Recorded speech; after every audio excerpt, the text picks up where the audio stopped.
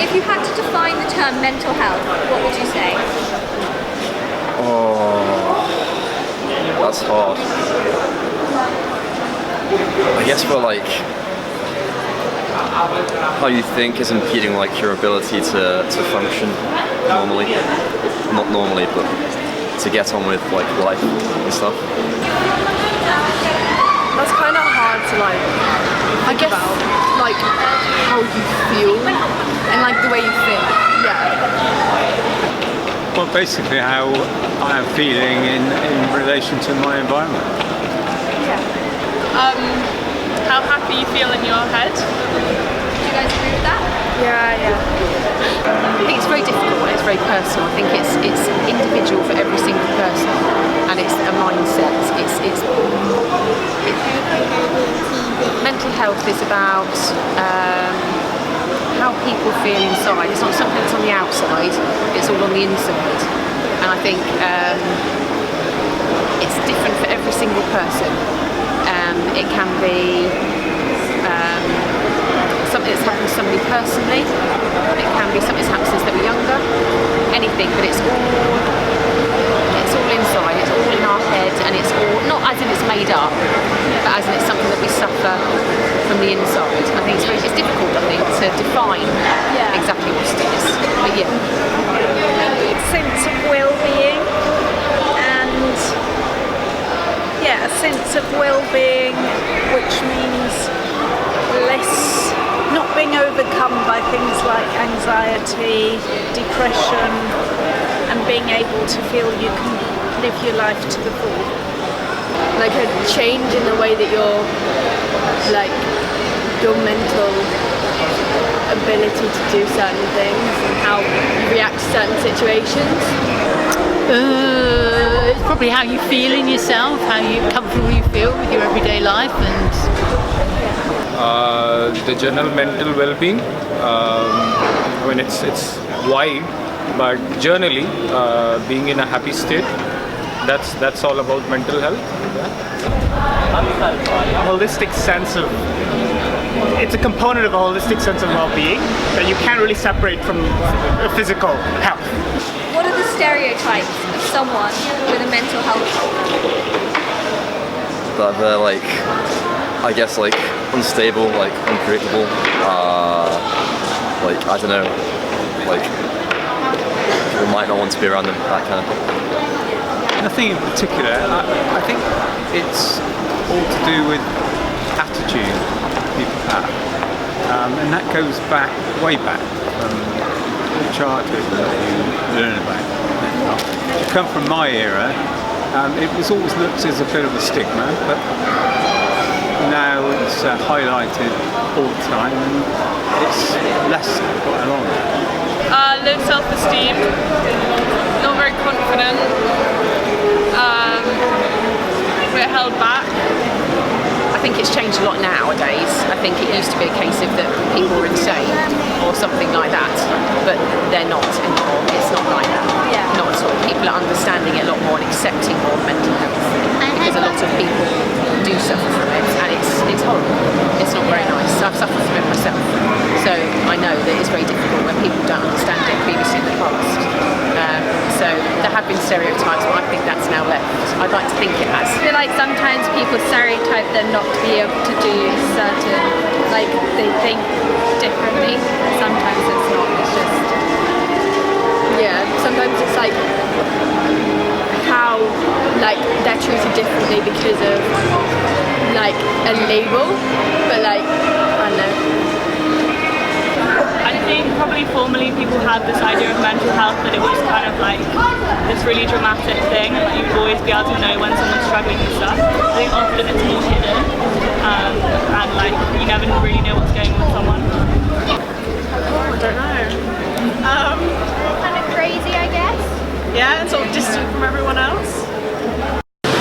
What can you do to ensure you maintain good mental health? I think knowing your boundaries with people and work and things like that, kind of self-care, making sure that you are clear with people, you know, how much you can deal with and when you need to step back, and kind of putting yourself yourself first, really. Yeah. Of course, it's proper food. Proper food, like what the person eat. It depends as well on the environment, of course, and that's it, I think.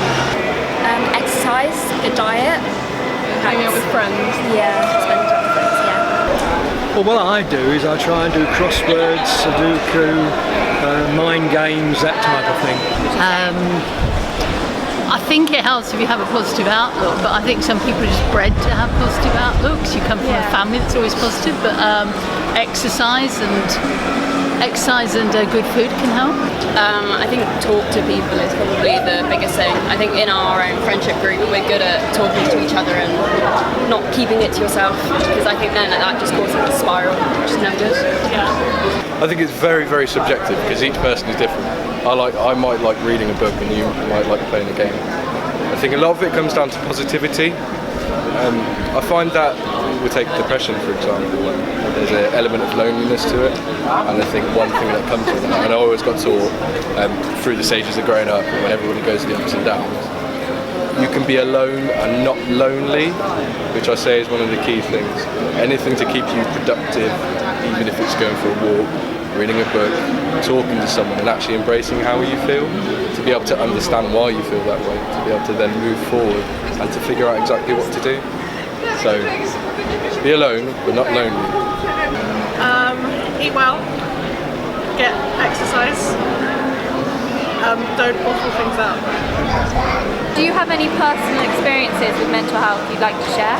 Yeah, I suffer with anxiety, definitely, and panic attacks and things like that, particularly like with travel and kind of crowds and social spaces. So yeah, it's something I've struggled with for many years. My brother was an addict for many years, so I've seen what it can do to people. Yeah, absolutely. And I would say those personal experiences include having people whom you know, family and friends, who struggle with mental health issues.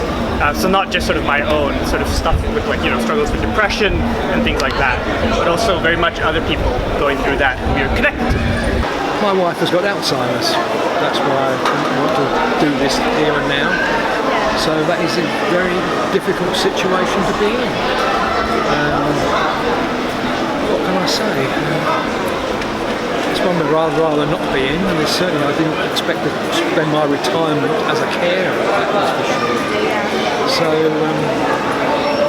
we're just waiting really until such time as it gets worse, and she'll have to go to a home, and then eventually she'll probably die of Alzheimer's. Could you each say a compliment to each other?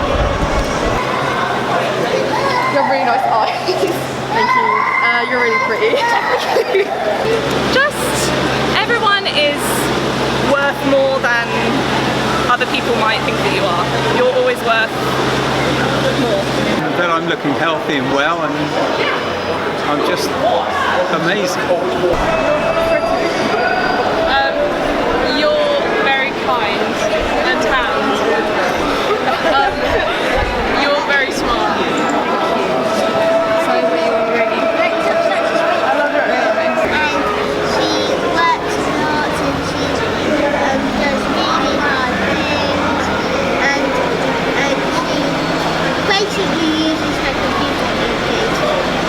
I love you very much. You are very talented, very positive, and a very clever little boy. You're really fun. You're so beautiful. I like your jumper. Thank you. Nice shoes. Thanks. Carla, I love your blonde hair. I love how intelligent. You look lovely today.